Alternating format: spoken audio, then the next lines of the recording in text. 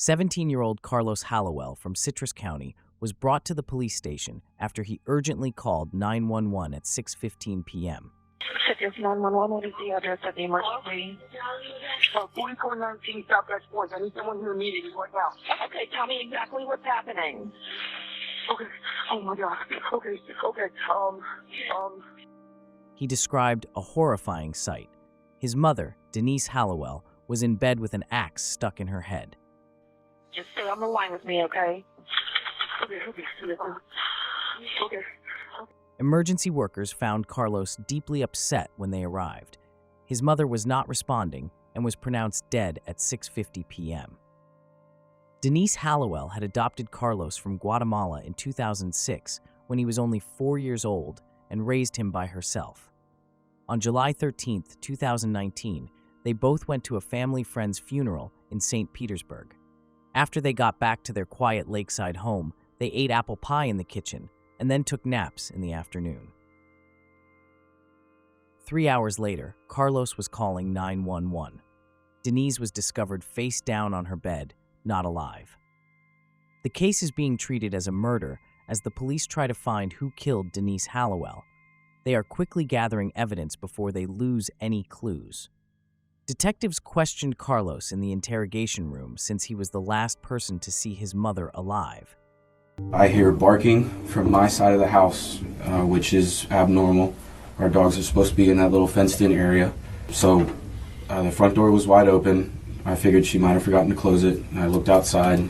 Our dog, the two green gates that you guys walked through, are completely open. So went to go find the dogs, checked around the property, looking for them. I couldn't find them, so I went to go wake my mom up to help me find them. So what did you see when you walked into your mom's room? It was our axe in the side of my mom's skull, and I could still hear her trying to breathe. The detectives are unsure about what happened. They need to find out quickly what occurred in the house. At the same time, they must be careful not to upset the young man further, as he has just lost his mother. My mom and I and we've been through a lot together, so, I mean, there's nothing I wouldn't do for her or anything. So, I just don't know what happened.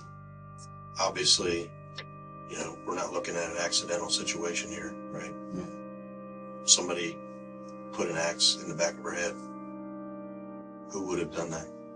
I don't know anybody who would have done that. All my mom's close friends, anything would be people at church. This is the only people that I know. She don't have any enemies? Not that I know of. She People that, kept to herself.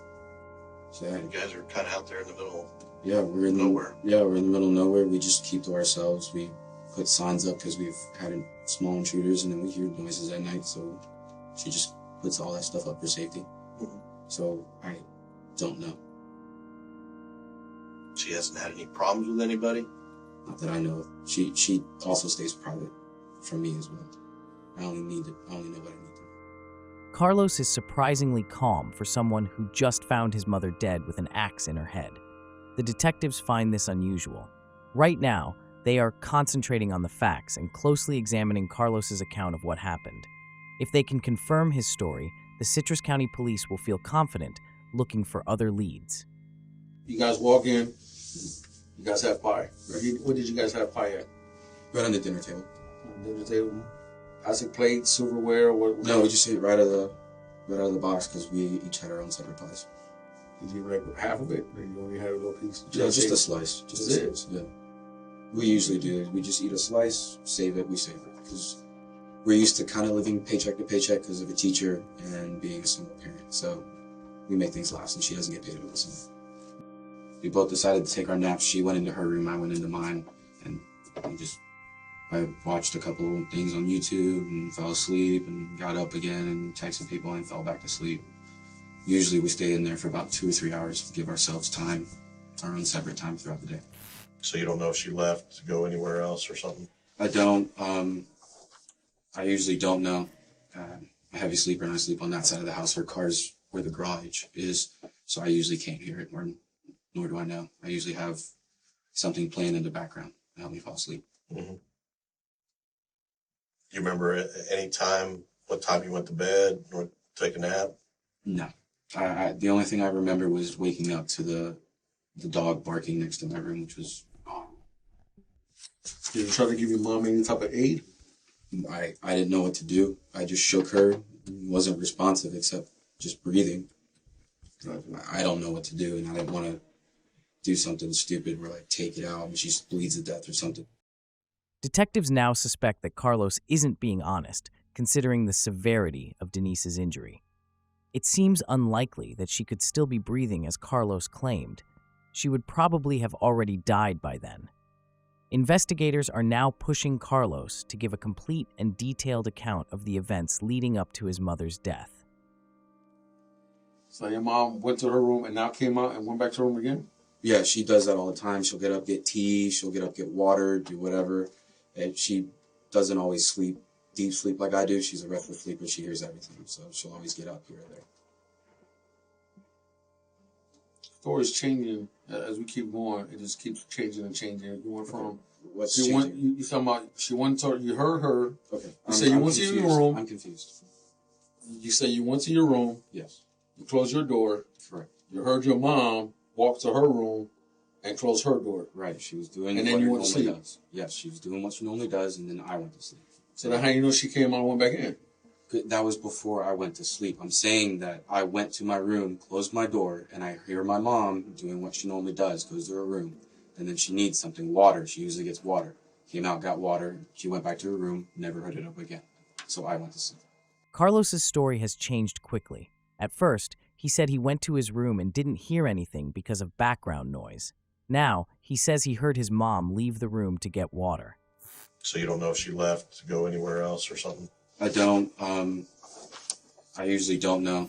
I'm a heavy sleeper, and I sleep on that side of the house. Her car's where the garage is, so I usually can't hear it, nor do I know. I usually have something playing in the background to help me fall asleep. Mm-hmm. Carlos's story is inconsistent, and it appears he's trying to backtrack. Usually, when someone tells the truth, the details are clear and consistent. In contrast, a person who is lying might struggle to keep their story straight, leading to inconsistencies or extra details. These discrepancies are clear warning signs for the detectives. So her room should have a cup of water in it? I don't know what she got. I don't know. I was in my room, so I have no idea. That's just her usual routine, going off of what she normally does, her everyday thing. Her normal routine, but what did you actually hear? Because I just heard you can say I can normally tie my shoes, but that don't mean I really had tied my shoes. Well, she just went into the kitchen. I usually know she gets water because she gets dehydrated, and sometimes she doesn't bring it with her, so she'll drink it there. So she'll have her water cup next to her medicine, and she'll get a drink and go back to bed, or do whatever. She'll get tea. I don't know because I'm in my room. Like bottled water, or is it what kind of? It's in a jug. We fill our waters, and we keep them in the fridge. We'll step up for a minute. Hang loose real quick. No problem.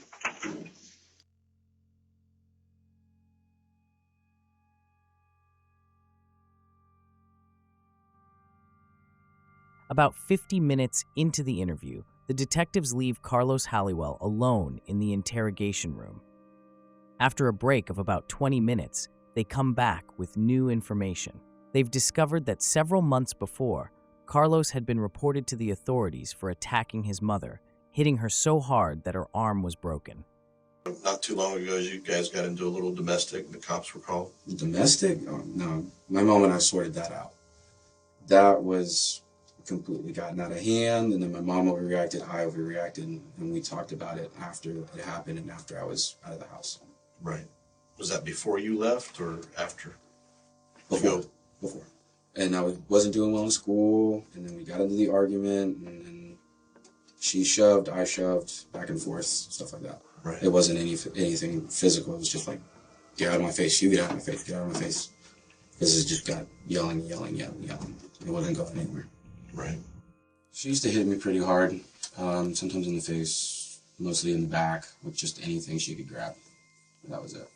So you have like a special bat or a stick or something that would be Nah. just for that? No. It was just anything that was close by. If it was my keys, she'd whip me with my keys, and that's it. And then after the years, I just kind of took it because it's not really going to stop. But my mom's always been there for me still.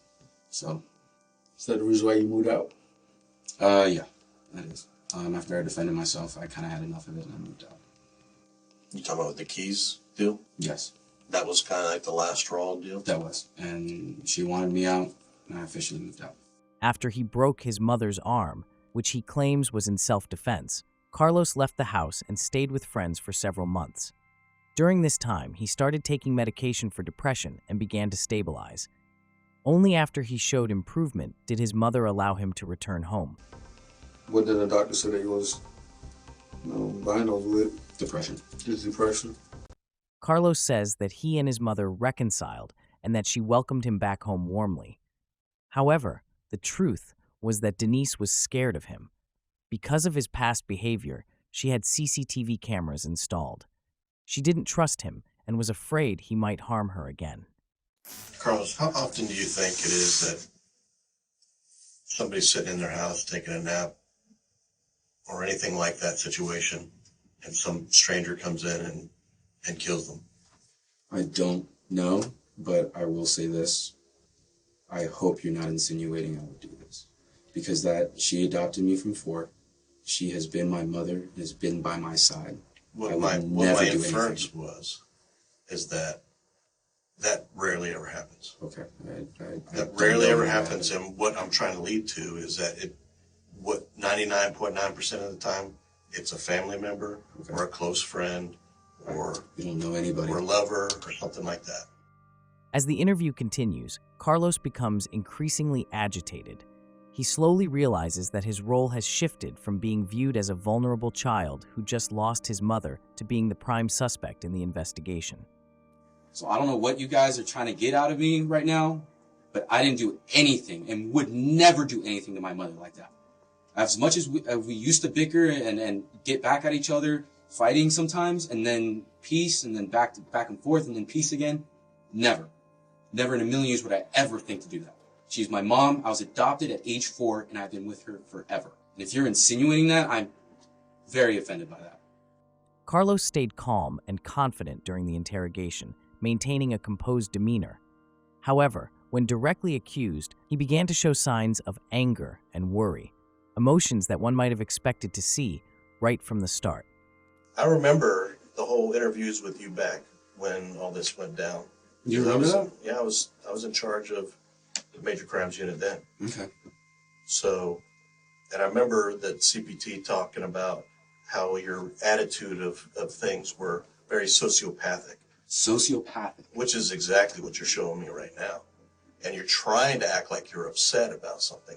Trying? Yeah. Okay, how is this trying? That was my mom. My mother. Yeah. Right.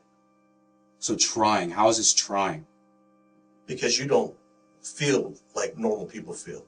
I don't feel like normal people feel. Yeah, that's what a sociopath has the issues with. Okay, So you're calling me a sociopath? Yeah. Really? Yeah. This is what sociopaths do. Well, do what? I've just been sizing you up the whole time. And Okay. It's like 100%. Okay, you can size me up. You don't have normal feelings. You can size me up all you want. I do have normal feelings. I loved my mom. Ask anybody in this county. I think I just told you it takes a little while. All right. So hang loose. It's going to be a bit. The police don't have enough evidence to keep Carlos any longer, especially because he is only 17 years old and considered a minor. Since the detectives couldn't conclusively link Carlos to his mother's murder, they had no choice but to send him home. Hello. Hi. Hi. How are you? Hi. While the police continued to search for definitive proof, Carlos turned to social media to mourn and invite friends to his mother's memorial. He received many comforting responses during this time of sorrow. 9 weeks after his mother's murder, Carlos was brought back to the interrogation room. The detective began by pointing out inconsistencies in his previous statements. All right, so you never went in the backyard at all. You just went inside, seen your mom. Your phone was already on you at that point? Yeah, like always, it's usually. Okay, and then you walked outside Mhm. and called 911. I called when I was there. I was in the room when I called. Okay. On your phone itself, it also tracks your GPS locations, so I can track your entire track around your yard. Because you were on the phone with 911 for a few minutes, correct? Yeah. So it tracks everywhere you went. It says you were down by the lake area For when? at that time while you were in that whole time frame from when you called 911 on. I didn't go down by the lake. I could see it. I didn't go down there. Now, you know we have a dive team, right?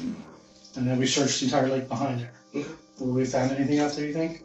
As the detective unveils a box filled with evidence, Carlos immediately shows a surge of anxiety. The tension in the room intensifies as he realizes the seriousness of the situation. The house. There's 3 cameras in the house. Okay. I found 3 cameras in the house. I actually found one. When the detective examined Carlos's phone, it revealed that he was near the lake when he made the 911 call, contradicting his statement that he was in Denise's room. This discrepancy led to further investigation of his activities at the lake, prompting the police to deploy a diving team for a thorough search.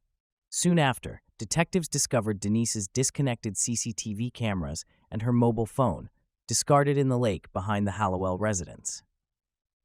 3 cameras down by the lake. Okay. You see how this is stacking up? I understand. But I'm still. And the only way I can help you is if you come up front and say, we got a fight, it was a total accident, something like that. But that's what happened, then tell me the truth. I need to know that because I can't help you without that. Right. Because without that, it's just something horrible got done, and you don't care about it. Well, no, I definitely do care about it. I'm fairly pissed. It's just, it's not. Because I can only follow the evidence I have. I understand. didn't hit you before pretty much today. I understand, but there's nothing that happened where we got into a fight. There was nothing at all. That's the thing. It was a perfectly good day. We were fine. And I don't remember anything bad going on that day. It was all just okay. What we're trying to get at, man, like I said, it's been about 2 months, or just over 2 months. I think so, yeah. We've been working at this around the clock. Right, I understand. We're trying to get justice for your mom. Okay. I don't remember what happened at all. From when, like, from the dogs barking to finding my mom. And once I found my mom, I did panic.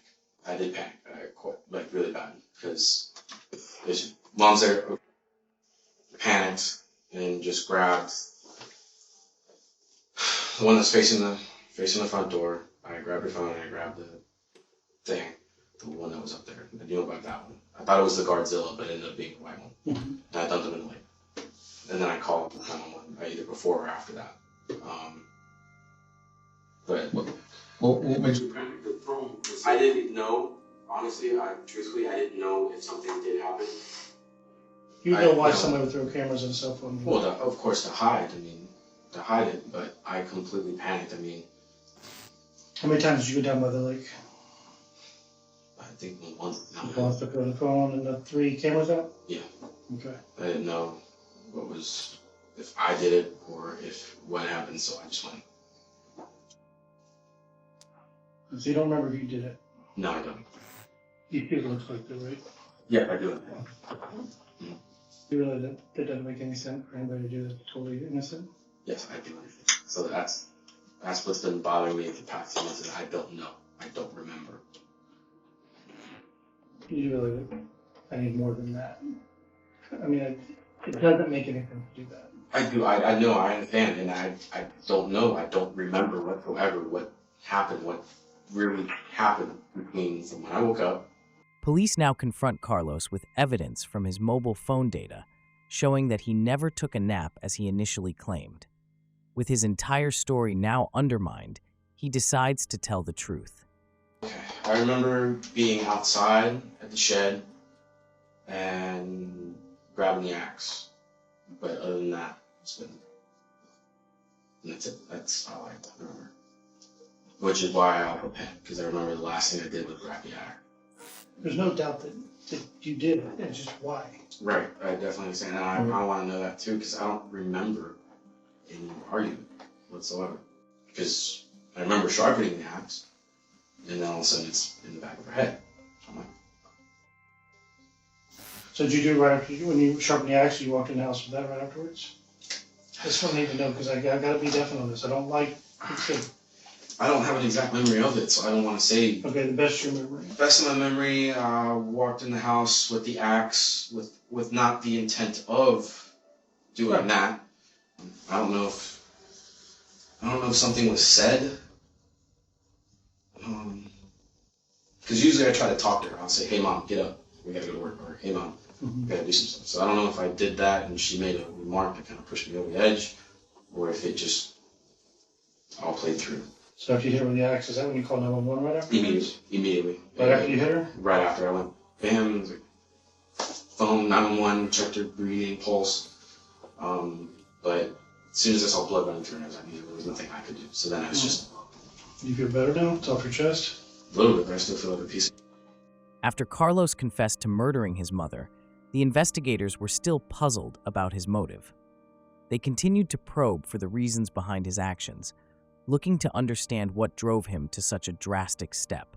She was very verbally abusive. And I remember, I do remember being in tears by the time that conversation ended.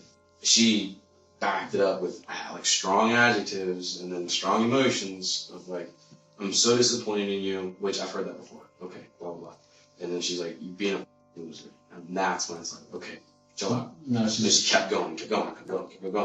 When I'm punching something or I'm using the axe Backing your head over and or over. whatever, I play the things that my mom's has done and I just get the frustration out on that. I'm like, okay, mom said this. I visualize what she said in a paragraph and I just beat the out of it. Even though Carlos explained why he killed his mother, he still seemed unaware of how serious his actions were. Okay, so take me You'll go to our jail here and then transfer probably to Ocala. to jail. Yeah. The jail here is just for processing, and you go to DJJ up in Ocala. So I'm gonna have a record now. Funny, you don't have to record. You have to own up what happened. But you have a reason for what happened? Well, no, I mean, like, is there any way of getting it explained later? That's worked up to the courts. I don't have a reason against it, but it's up to the courts. I just hope that this doesn't really affect Yeah. college. Carlos Hallowell was charged with premeditated first-degree murder. Because he was underage, he couldn't face the death penalty, but he was tried as an adult. In July 2021, Carlos was found guilty of murdering his adoptive mother, Denise, and received a life sentence without the chance of parole.